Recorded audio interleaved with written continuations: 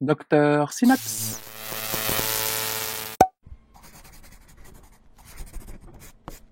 Voilà, aujourd'hui on va parler du patient traumatisé grave, du milieu extra-hospitalier à l'admission aux urgences. Avec nous le docteur Yondou Sanchou Paulin, médecin urgentiste au CHU Saint-Pierre. Bienvenue Paulin. Bonjour Mehdi, merci pour l'invitation à ce podcast sur les patients traumatisés graves. Tu nous fais le plaisir de nous partager tes connaissances et principalement ton expérience également. Donc on va commencer directement. Quelle est la définition d'un patient traumatisé grave ? Le patient traumatisé grave, anciennement appelé patient polytraumatisé, est un patient victime d'un traumatisme violent susceptible d'avoir provoqué des lésions multiples menaçant son pronostic vital ou fonctionnel. C'est un traumatisé dont au moins une lésion menace le pronostic vital. Ok, très clair, très simple. Donc c'est un traumatisme violent avec plusieurs lésions dont au moins une menace le pronostic vital ou fonctionnel. C'est ça. C'est très clair. Vu que l'histoire est la mémoire du monde, comme tu me connais, je suis un peu philosophe, depuis quand parle-t-on de traumatisé grave ? La prise en charge des patients traumatisés graves, qui constituent la majeure partie des blessés de guerre, est théorisée pour la première fois en 1797 par le baron Dominique Jean Larrey, médecin militaire en chef de Napoléon et père des soins médicaux urgents de l'ère moderne. Il met au point des ambulances dites volantes tirées par les chevaux, destinées à récupérer en temps opportun des patients blessés sur le champ de bataille. Il introduit le principe selon lequel les personnes travaillant dans ces ambulances devraient être formées aux soins médicaux sur place et en chemin. Tout ça a commencé depuis le XVIIIe siècle, moi je n'imaginais même pas ça. Ok. Et aujourd'hui, de nos jours, de qui est composée cette traumateam ? Quelle est la composition de cette équipe ? Est-ce qu'il y a une différence entre l'extra-hospitalier et l'intra-hospitalier ? Vas-y, je te laisse la parole. L'équipe de soignants qui prend en charge le patient traumatisé grave est différente selon que l'on soit en milieu intra-hospitalier ou extra-hospitalier, en raison du fait que seul l'hôpital dispose des ressources suffisantes pour la prise en charge optimale de la victime. On est bien d'accord. Donc, en milieu extra-hospitalier, la composition des équipes est différente selon que l'on soit en Amérique du Nord ou en Europe. À ce point, il y a une grosse différence quand même ? Oui. Ok. Il faut savoir que la trauma team un extra-hospitalier en Amérique du Nord est constitué de 2 paramédicaux spécialisés effectuant une prise en charge selon leur niveau de compétence en application des protocoles locaux précis. Par exemple, aux États-Unis, ces paramédicaux sont des professionnels de soins préhospitaliers regroupés sous l'acronyme NAEMT pour National Association of Emergency Medical Technicians. Ok. Cette association, créée en 1975, forme sous la supervision du comité de traumatologie de l'American College of Surgeons 4 types de professionnels de soins préhospitaliers. Donc, le premier type sont des EMR pour Emergency Medical Responder ou intervenant médical d'urgence. D'accord. Ils possèdent des compétences simples pour fournir des soins vitaux immédiats aux patients critiques et peuvent faire partie de l'équipe de transport, mais ne peuvent généralement pas être le soignant principal. Donc, le deuxième type de professionnels de soins formés sont des EMT pour technicien médical d'urgence, qui possèdent des capacités de l'EMR ainsi que des compétences supplémentaires liées au transport. Donc, le troisième type de professionnels de soins formés par cette association, ce sont des AMT pour technicien médical d'urgence avancé. Ils possèdent toutes les compétences de l'EMR, de l'EMT et peuvent également conduire des interventions avancées et pharmacologiques limitées. Le quatrième type de professionnels de soins formés sont des ambulanciers paramédicaux qui, eux, peuvent mener une gamme plus large d'interventions représentant un plus grand risque pour le patient si elles ne sont pas effectuées correctement. Ce sont des interventions invasives telles que l'intubation orotrachéale, la cardioversion et pharmacologiques telles que l'injection en séquence rapide. Ok, très bien. Donc maintenant, on va prendre l'avion de New York vers Bruxelles, vu qu'on est à Bruxelles, non ? Qu'en est-il de l'Europe ? En Europe, le patient traumatisé grave est pris en charge en extra-hospitalier par une équipe comprenant un médecin, un infirmier et 2 ambulanciers. Cette médicalisation des premiers intervenants a pour objectif de réaliser les premiers gestes médicaux et d'administrer les bonnes thérapeutiques sur place afin de stabiliser le patient durant le temps de transport. Bon, c'est pas pour nous jeter des fleurs, mais je trouve pour nous c'est un peu plus simple à comprendre. Donc médecin, infirmier, ambulancier. Oui, Avec les premiers intervenants, c'est plutôt le SMUR.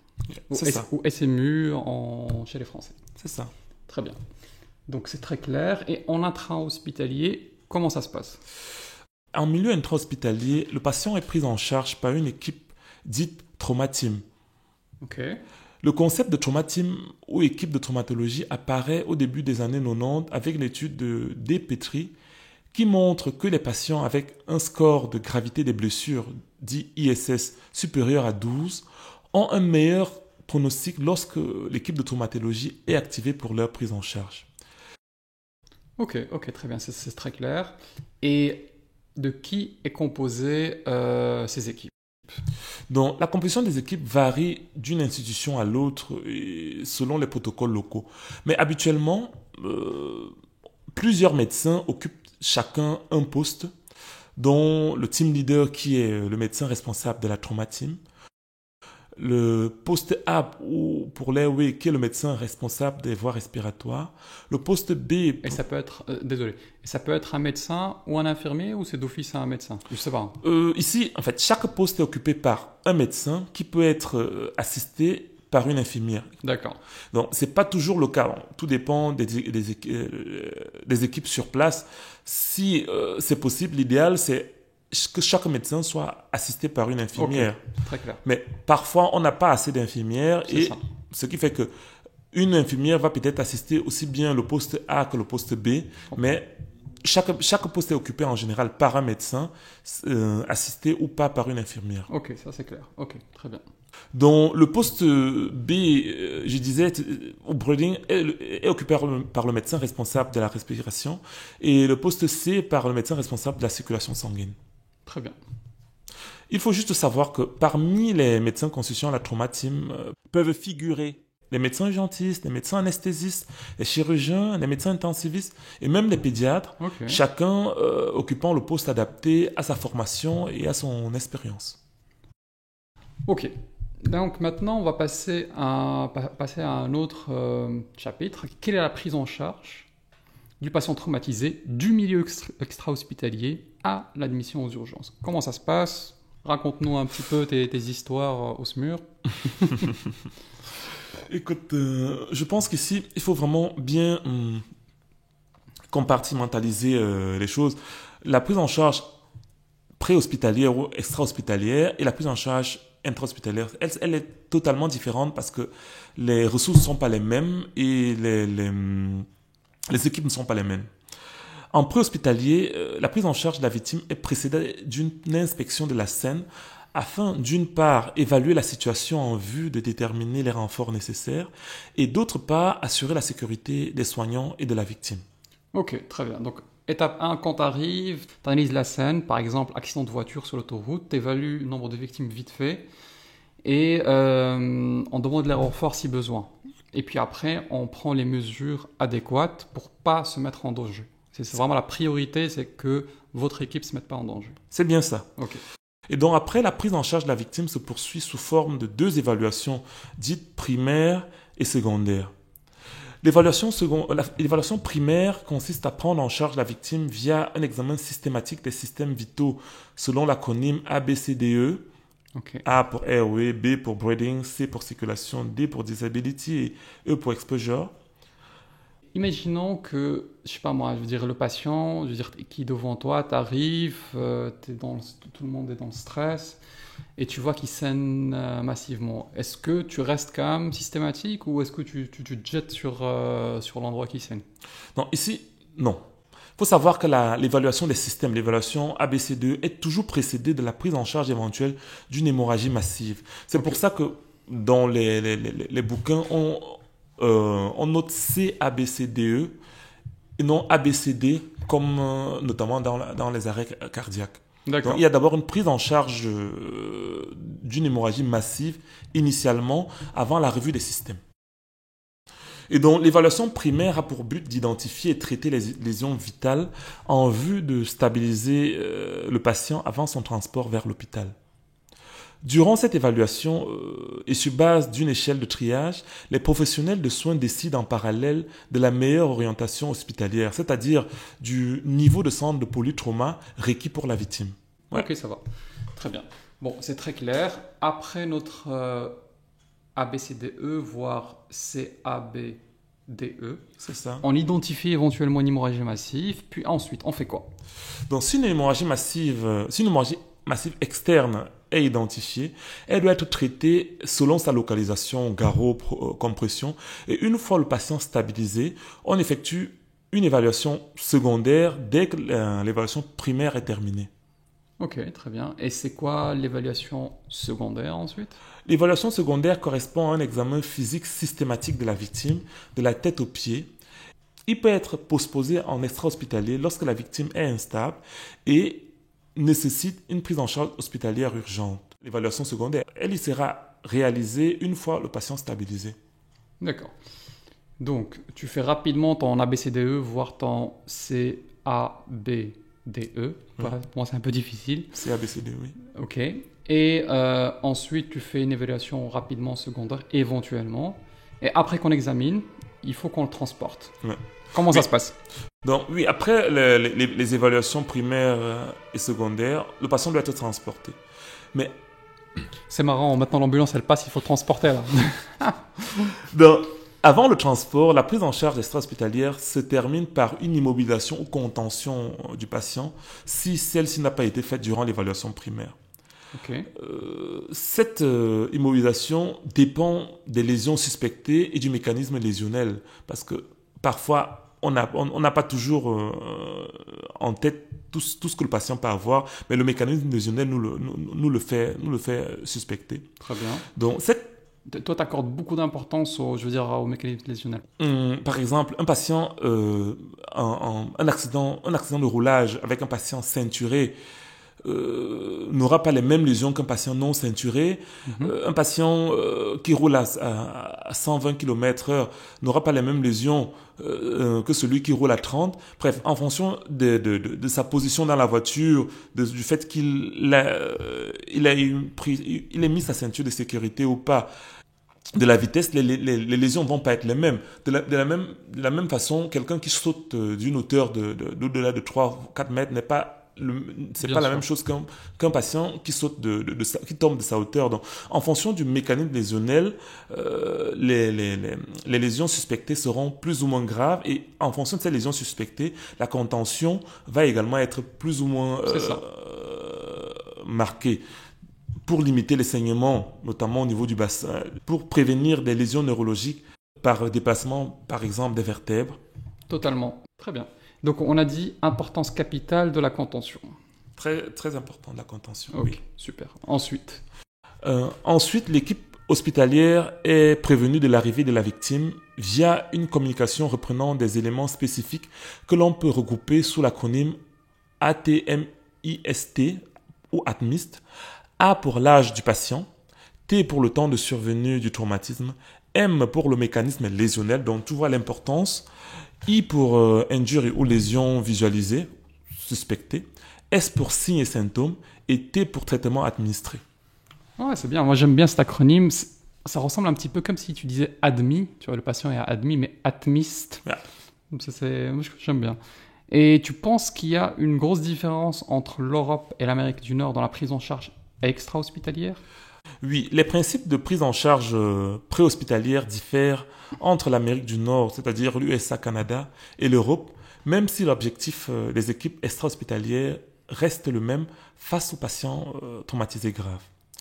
En Amérique du Nord, le principe de scoop and run est appliqué en extra-hospitalier. C'est quoi?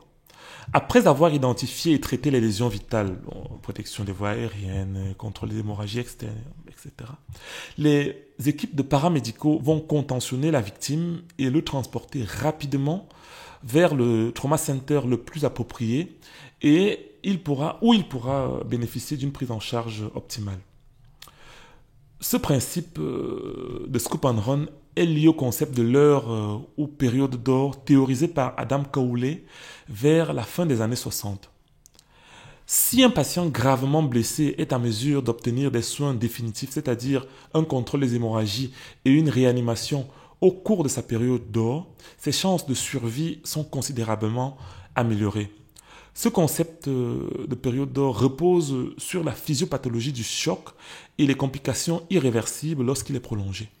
Ouais, j'aime bien ce petit terme scope and run. Donc, en résumé, ils viennent, ils protègent les voies aériennes, hémorragie vite fait, ils l'emballent comme un durum, et puis après, ils l'envoient vers l'hôpital. Et il y a cette période d'or, on va dire, de... Mais c'est vrai que ça me dit quelque chose, cette période d'or. Ça, je me rappelle un petit peu de mes cours de chance. Ok. Donc, le moment critique, c'est vraiment on va dire, l'heure, voire les heures, tu dirais?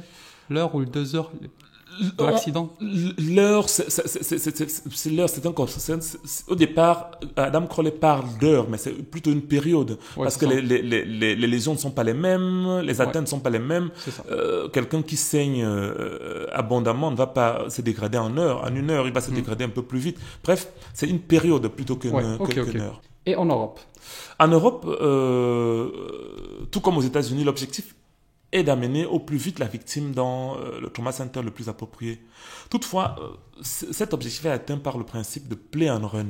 C'est quoi le principe de play and run? Donc, c'est le principe de médicaliser la première équipe d'intervention en vue de stabiliser au mieux le patient avant le transfert.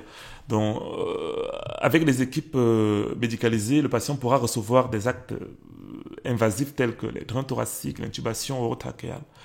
Le but étant vraiment qu'il soit le plus stable sur le temps du transport. Ok. Toi, est-ce que tu trouves in fine que c'est mieux en Europe, c'est-à-dire qu'il y a un petit mieux dans la prise en charge en Europe, vu qu'on arrive à faire des actes spécialisés dans l'ambulance et peut-être, je sais pas, qu'on gagne un peu de temps, non? Je serais nuancé à ta question. Il faut savoir que le play and run présente l'avantage de permettre une meilleure stabilisation du patient avant le transport. Mais cet avantage constitue également sa faiblesse parce qu'on est face à un patient critique dont la prise en charge nécessite une admission hospitalière au plus vite.